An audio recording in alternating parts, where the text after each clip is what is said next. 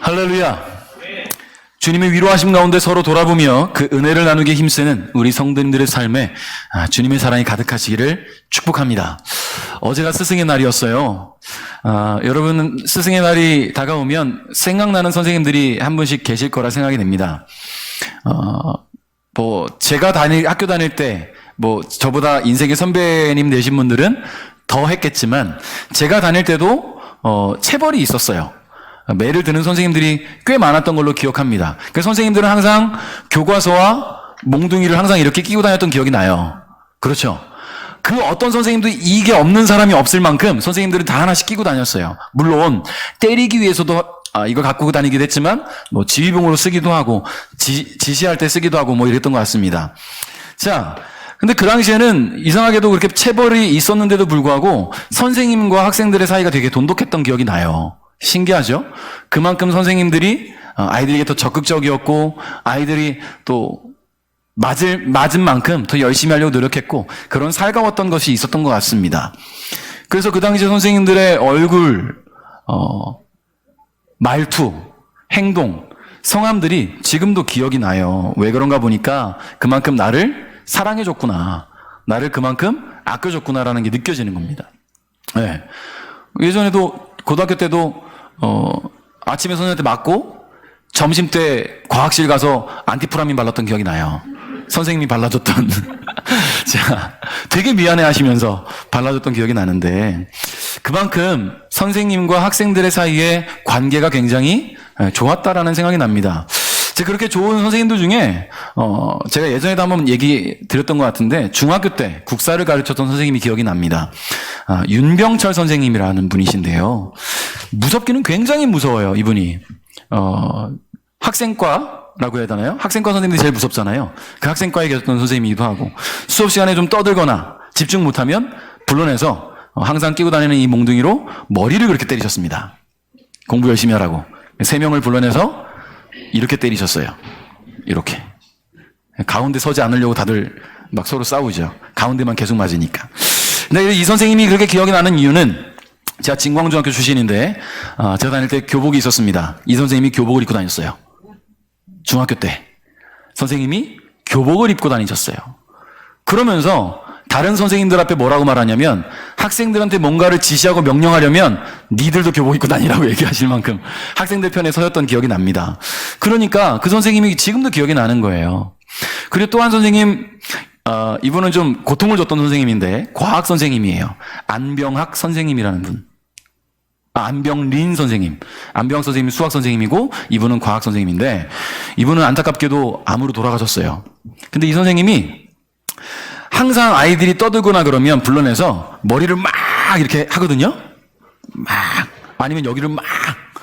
근데 그 당시에는 그게 되게 아팠는데 지금은 그게 마사지였다는 게 생각이 나는 거예요. 지금 받으면 참 시원할 것 같은데 그 당시엔 그게 왜 이렇게 아팠는지 그런 생각이 납니다. 여러분 어떻습니까? 우리의 선생님들을 떠올리면 그 선생님들과의 어떤 추억이 떠오르기도 하고 그 선생님들의 모습 속에 기억나는 것들이 하나씩 있는 것 같아요. 여러분이 살아오면서 수많은 인생의 스승들을 만나왔습니다. 학창시절의 스승들 이외에도 우리는 인생 가운데 나에게 많은 것을 가르쳐주고 지도해주고 알려주었던 수많은 선생님들을 만나왔다라는 거예요. 비록 호칭이 선생님이 되진 않아요. 그렇죠? 직장에 이제 막 취업하게 된 신입에게는 자기 바로 위에 있는 맞선임이 스승이 되는 거예요. 내가 모르는 걸 가르쳐 주니까. 여러분 그렇게 인생에 수많은 스승들이 있었기 때문에 여러분 지금의 내가 있고 또 나 역시 그분들처럼 다음 세대의 좋은 스승의 역할을 감당할 수가 있는 것 아니겠습니까? 근데 제가 지금까지 살아오면서 만나온 수많은 스승들 가운데 단연 최고의 가르침을 주시고 모범이 되시고 또 삶의 비전을 주신 스승님이 있다면 그분은 바로 예수님이라고 자부할 수 있을 것 같습니다. 오늘 우리는 스승의 주일을 맞이하여서 인생 최고의 스승이신 예수님에 대해서 함께 나누고자 합니다. 오늘 본문은 예수님의 생명이 얼마 남지 않았던 때의 사건을 다루고 있는데요. 예수님의 십자가 사건이 불과 하루 정도 남아있던 그 시간에 예수님은 선생으로서 제자들에게 잊을 수 없는 행동을 보이셨습니다. 1절을 한번 다 같이 읽어봅니다. 시작. 바로 전에 예수님께서는 자신이 이 이 세상을 떠나 하나님께로 돌아갈 때가 왔다는 것을 아셨습니다. 예수님께서는 세상에 있는 자기의 사람들을 사랑하시되 끝까지 사랑하셨습니다. 아멘. 예수님께서는 자신이 곧 죽음을 맞이하게 될 것을 알고 계셨어요. 이 죽음은 예수님께서 이 땅에 오신 목적을 이루시기 위해 피해갈 수 없는 것입니다. 그렇기 때문에 예수님은 죽음의 순간을 묵묵히 기다리면서 제자들과 마지막 만찬을 갖기 위해 함께 하셨어요.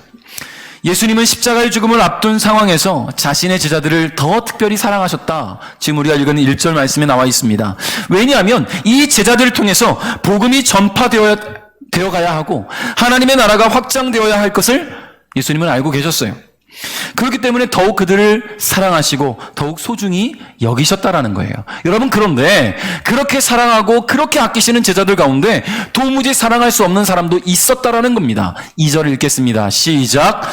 저녁 식사를 하는 중이었습니다. 마귀가 이미 시몬의 아들 가룟 사람 유다의 마음속에 들어가 예수님을 배반할 생각을 갖게 하였습니다. 아멘. 여러분, 지금 이 가룟 유다는 예수님과 만난 이 만찬의 자리 이전에 어딜 갔다 왔냐면, 어디 갔다 왔게요? 성경 쓰신 분이나 마태복음 읽어보신 분 알 텐데 어딜 다녀왔게요? 대제사장을 만나러 왔어요. 내가 예수를 넘겨줄 테니 나에게 얼마를 주겠느냐? 은 30을 받고 왔습니다. 예수님 만나기 전에 이미 그 일이 이루어진 거예요. 이미 마음속에 예수님을 팔겠다는 생각이 이미 갖게 되었어요. 마귀가 그 마음을 흔든 것이지요. 여러분, 마귀는 가룟 유다로 하여금 예수님을 배반할 생각을 갖게 하였는데 왜 하필 가룟 유다였을까라는 생각을 하게 되면서 왜 하필 가룟 유다였을까? 좀 더 폭넓게, 왜 예수님이 사랑하시는 12제자 중에 예수님을 배반하는 자가 나와야만 했을까라는 생각을 하다 보니까요. 여러분, 이 가룟 유다가 어떤 사람이었는지 아시죠? 예수님의 이 공동체에서, 그치요, 재정을 담당하는 사람이었어요. 우리 권사님 정확하게 맞춰주셨어요. 재정을 담당하는 사람이다 보니까 항상 돈을 만져요. 그러니까 돈을 항상 만지는 사람은 더 거기에 마음이 가게 마련입니다. 그렇죠. 이 가룟 유다는 항상 돈을 만지다 보니까 돈으로 무너지기 시작했어요. 내 사랑하는 스승일지라도 돈만 된다면, 마귀가 그 마음을 만지니까 돈으로 예수님을 팔게 되는 그런 마음까지 갖게 된 것입니다.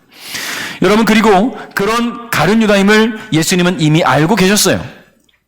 이미 알고 계신데도 불구하고 예수님은 그 역시 사랑하신다는 거예요. 놀랍지 않습니까? 나를 팔아버릴 놈이라는 걸 알고 계신데도 그를 사랑하셔요. 예수님은 사랑하는 제자들과 식사를 하시던 중 놀라운 일을 행하셨습니다. 4절 5절 제가 읽어드릴게요. 그래서 저녁 잡수시던 자리에서 일어나 겉옷을 벗고 수건을 가져다가 허리에 두르셨습니다. 예수님께서는 대야에 물을 부어 제자들의 발을 씻기시고 두르신 수건으로 그들의 발을 닦아주기 시작하셨습니다. 아멘. 자, 예수님께서 제자들과 식사를 마치시고 나서 자리에서 일어나시는 거예요. 그리고 겉옷을 벗으십니다. 그리고 수건을 가져다가 이 허리에 딱 꽂아요. 여러분, 수건을 허리에 두르는 행위는 누가 하는 행위일까요? 종이 하는 행위예요. 종이. 자, 이것은 종이 주인 앞에 섬기기 위해 취하는 행동입니다. 겉옷을 벗었다는 것은 단순히 신용만 하겠다는 것이 아니라 본격적으로 섬기겠다라는 예수님의 그 모습이 보여지는 것이지요. 그렇게 예수님께서는 제자들 한 사람 한 사람의 발을 씻겨 주셨어요. 여러분, 당시 팔레스틴 지역에서는요, 물이 귀하기 때문에 온몸을 씻는 것은 드물어요. 그런데 건조한 기후인데다 외출하다 들어오면 이 흙먼지가 많다 보니까 항상 손과 발에 묻은 먼지를 털어버리기 위해서 항상 그 부분을 씻는 것이 관례였습니다. 어떻게 보면 더 나아가서는 누구와 어떻게 접촉했을지 모르는 그 부정적인 것들 있잖아요. 유대인들은 부정한 것을 손대면 부정하다 여겼기 때문에 깨끗이 씻어야 됐거든요. 혹시 죽은 짐승을 만졌거나 부정한 사람을 만졌거나 했을 때 말이죠. 그렇기 때문에 항상 깨끗하게 손과 발을 씻었어요. 그 집을 들어가려면 먼저 손발을 깨끗이 씻고 들어갑니다. 자, 그런데 그 집에 종이 있을 때는요, 그 종이 허리에 수건을 두르고 들어오는 사람의 발을 씻겨줬다라는 거예요. 이것이 관례예요. 물론 예수님과 제자들은 이미 식사를 마친 상황이었기 때문에 뭐 집에 들어올 때 이미 다 발을 씻고 들어왔겠죠. 그럼에도 불구하고 예수님은 제자들의 발을 씻겨주십니다. 예수님께서 발을 씻기시는 제자들 중에는요, 예수님을 배반할 마음을 품고 있는 가룟 유다도 있었어요. 그러나 예수님은 그의 발도 깨끗이 씻겨주셨다라는 거예요. 그들 모두가 예수님의 사랑하는 제자들이었기 때문입니다. 그들 모두가 예수님의 사랑하는 사람들이었기 때문이라는 거예요. 누구 한 사람 제해놓지 않고 모두를 사랑하셨다라는 겁니다. 여러분, 저와 여러분 모두는 예수님께서 생명 바쳐 살리신 하나님의 사람들입니다. 아멘. 생명조차 아끼지 않으신 예수님의 사랑 안에서 우리는 구원받은 하나님의 자녀가 되었어요. 매일매일 죄 가운데 살아가면서 시시때때로 주님을 배반하는 가룟 유다와 같은 그런 마음이 우리 안에 있음에도 불구하고 주님은 끝까지 우리를 사랑하셨다는 것을 잊지 말아야 됩니다. 주님의 그 사랑을 받았다면 이제 우리가 그 사랑을 닮아서 베풀 수 있어야 된다는 거예요. 예수님은 사랑하는 제자들과 마지막으로 함께한 이 만찬 자리에서 일어나셨어요. 말씀인 것처럼 겉옷을 벗으시고 수건을 허리에 두르시고는 대야의 물을 떠오십니다. 그리고는 의자에 앉아있는 제자들 발 앞에 무릎을 꿇고 앉으셨어요. 친히 제자들의 발을 씻겨주시기 시작합니다. 마치 종이 주인을 섬기는 모습처럼 말이지요. 예수님은 제자들의 발을 씻기시면서 섬김의 모범을 보이신 건데, 오늘 본문을 기록한 누가가 오늘 본문의 사건에서 한 가지 빠뜨린 사건이 있습니다. 이 요한복음에선 빠뜨린 사건을 누가가 기록한 것이 있어요. 누가복음 22장 24절에 보니까요, 제자들 사이에 누가 가장 큰 사람으로 역임을 받을 것인가를 놓고 서로 말다툼이 일어났습니다 라고 기록이 되어 있어요. 여러분, 제자들이 싸우는 거예요. 지금 말다툼을 하는 거예요. 이제 천국 가면 네가 크냐 내가 크냐, 내가 더 크지 않겠냐, 내가 예수님이 더 사랑하는 사람인데 내가 더 크지 않겠냐, 막 싸우는 거예요. 그런데 여러분, 이 다툼이 일어난 때가 언제냐면 예수님께서 조금 전에 빵과 포도주를 나눠주시면서 이것은 내 살이고 이것은 내 피다, 먹고 나를 기념하라 말씀하신 직후라는 거예요. 여러분, 얼마나 이 기억력이 짧습니까? 지금 예수님의 죽으심을 기억하고 기념하면서 빵과 포도주를 나누는데 그러고 나서 직후에 서로 내가 크네 네가 크네 싸우고 있어요. 그때 예수님께서 누가 더 큰 사람인가를 논쟁하는 이들에게 진짜 큰 사람이 어떤 사람인지를 몸소 보여주셨습니다. 선생이심에도 불구하고 제자들의 더러운 발을 씻기심으로 말미암아 제자들이 따라야 할 섬김의 본을 보이셨어요.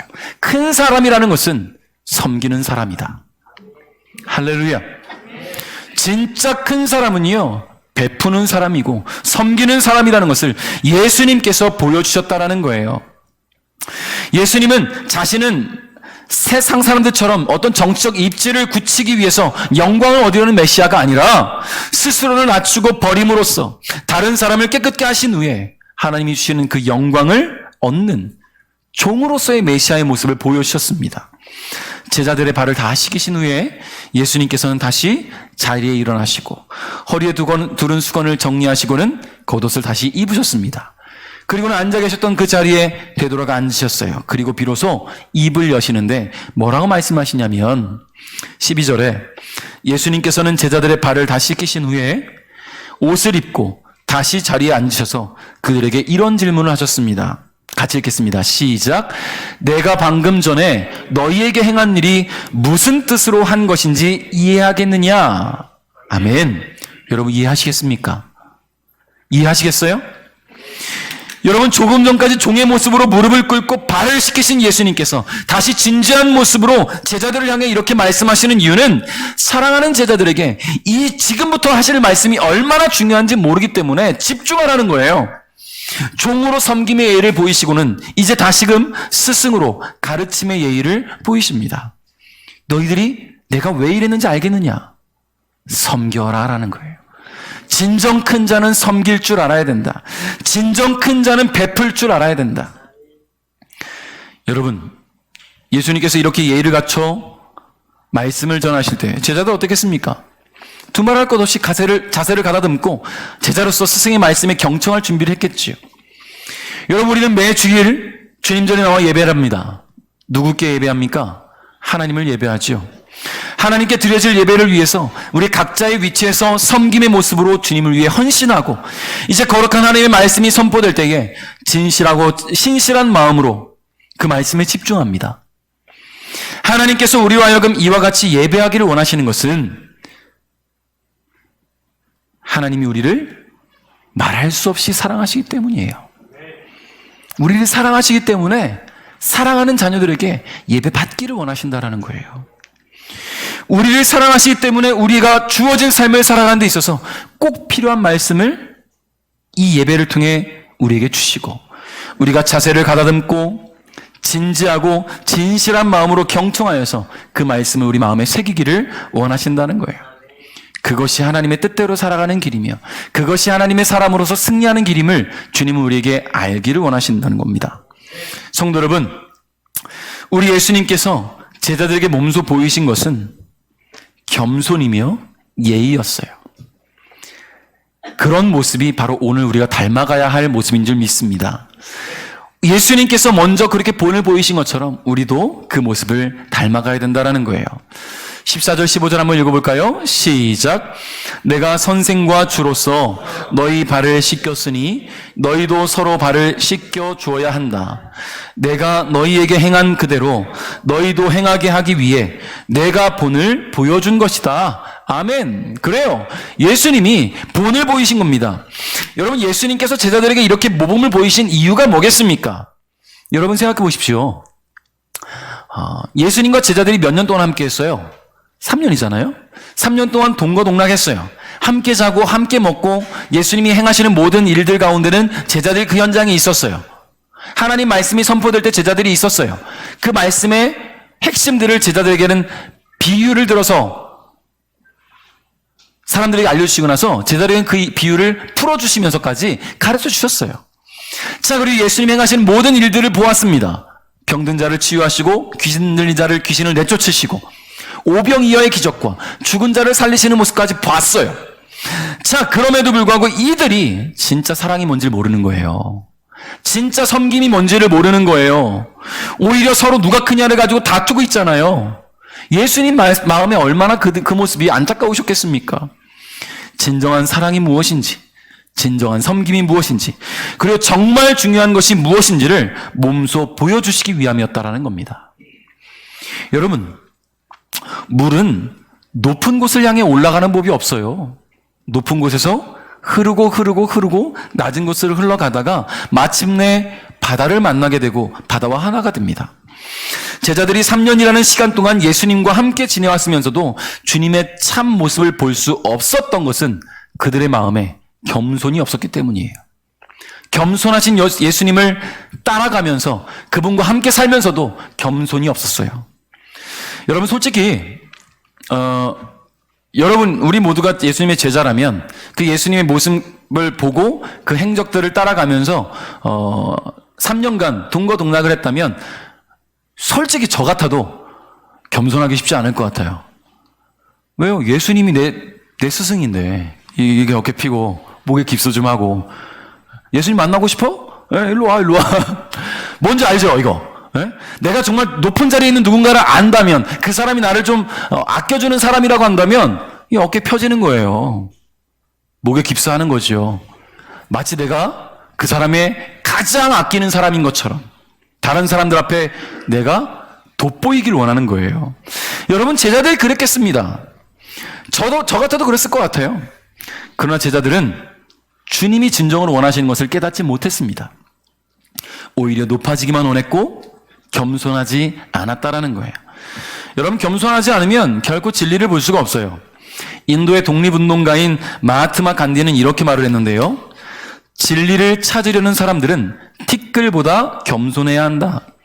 세상은 티끌을 발밑에 짓밟지만 진리를 찾는 사람은 그 티끌에조차 짓밟힐 수 있을 만큼 겸손해야 한다. 그런 다음에야 비로소 진리의 한 모서리를 조금 볼 수 있을 것이다. 여러분, 아멘이 아닌데도 아멘이 나오죠? 동의합니까? 여러분, 그만큼 겸손해야 된다라는 말을 이 간디도 했어요. 겸손이란 단어, 타페이노스라는 단어를 쓰는데요. 헬라어로 타페이노스. 뜻이 뭐냐면 낮은 곳, 비어있는 곳을 의미해요. 이사야 선지자는 이사야서 29장 19절에서 이런 말씀을 했는데, 겸손한 사람들이 여호와로 인하여 행복할 것이요 라고 말했어요. 겸손한 사람들이 여호와 하나님으로 인해서 행복할 거예요. 여러분, 겸손한 자의 낮고 비어있는 마음에 하나님의 진리의 말씀이 채워질 줄 믿습니다. 내가 이미 막 차 있으면 채울 수가 없어요. 예수님 말씀으로 진리의 말씀을 채울 공간이 없어요. 여러분, 에디슨이 남긴 명언 혹시 아십니까? 에디슨이 남긴 명언. 천재는 99%의 노력과 1%의 영감으로 태어난다. 그걸 보면서 뭐라고 말합니까, 다들? 그래, 노력이 필요해. 99%의 노력이 필요해. 근데 여러분, 그거 아십니까? 에디슨이 이 말을 한 진짜 이유는 나는 사람들이 없는 그 1%가 있다라고 얘기한 거래요. 99%의 노력 다 해봐라. 나는 그 1%가 있어서 천재가 됐다라는 얘기예요. 여러분, 우리의 비어있는 마음에 나의 노력으로 막 채우려고 하지 마세요. 주님의 은혜로 채워가야 될 줄 믿습니다. 그 영감, 내 영감이 아니라 주님의 영감으로 채우십시오.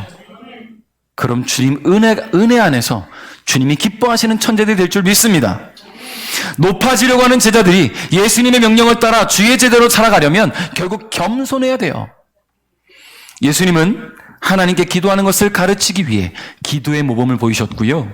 겸손의 모습을 보여주시기 위해 종의 모습으로 무릎을 꿇고 그들의 발을 씻겨주셨습니다. 그리고 순종의 모습을 보여주시기 위해 십자가에서 죽으시면서까지 하나님 뜻에 순종하셨다라는 거예요. 사랑하는 성도 여러분, 예수님께서 이런 모범을 보이신 것은 단순히 제자들만을 위해서가 아닙니다. 복음을 듣고 하나님의 자녀가 되는 모든 이들, 특별히 오늘 이 악한 세대 속에서 하나님의 사람으로 살아가는 우리 베들교회 저와 여러분을 위해서 예수님이 이런 본을 보여주셨습니다. 참 승이 되셨으니 우리는 그분을 닮아가야 돼요. 할렐루야. 그리고 우리도 다음 세대를 향해 모범을 보일 수 있는 하나님의 사람이 되어야 될 줄 믿습니다. 말씀을 맺겠습니다. 여러분, 스승에게 꼭 요구되는 중요한 요소가 하나 있다면 그것은 바로 사랑하는 마음이에요. 실력 있고 능력 있는 스승이라 하더라도 제자를 사랑하는 마음이 없다면 여러분, 제자가 그 스승에게 뭘 배우겠습니까? 그냥 차라리 온라인 강의 들으면서 수많은 좋은 가르침을 주는 유능한 강사의 온라인 수업을 듣겠지요. 그러나 우리가 나의 스승을 기억하는 것은 그 스승이 사랑으로 가르쳤다는 것을 알기 때문입니다. 예수님께서 제자들을 끝까지 사랑하셨듯이 그 사랑을 몸소 보이시며 가르치셨듯이 오늘 우리도 서로 사랑하며 서로 섬기며 예수님의 모습들을 닮아가야 할 줄 믿습니다. 특별히 우리 교회 안에 이제 목회자로 부름받아서 말씀을 가르치시고 양육의 사명을 받은 저를 비롯한 우리 목사님들이 계십니다. 우리 원로 목사님이나 담임 목사님 저나 우리 부목사님, 어떻게 보면 사명이라서 주어진 삶을 열심히 살아가요. 때로는 왜 힘들지 않겠습니까? 왜 아프지 않겠습니까? 그럼에도 불구하고 이것이 사명이기에 예수님이 가셨던 길이기에 열심히 따라가려고 합니다. 우리 성도님들, 우리 목회자들을 위해서 기도 많이 해주시길 바랍니다. 목사도 사람인지라 실수하고 부족함도 있어요. 때로는 뭔가를 질문해도 당장 답이 안 나올 수 있어요. 박사는 아니니까. 여러분, 그러나 가르침을 원하신다면 또 노력하고 연구하고 여러분들에게 하나님 말씀을 알려드릴 준비가 되어 있습니다. 그러니 여러분, 우리 교역자들을 위해서 많이 기도해 주시길 바라겠고요. 그리고 무엇보다 우리 예수님을 더욱 기억하고 떠올리며 그 왕 되신 주님을 사랑하는 우리 베들교회 모든 성도들 될 수 있기를 주님의 이름으로 축복합니다.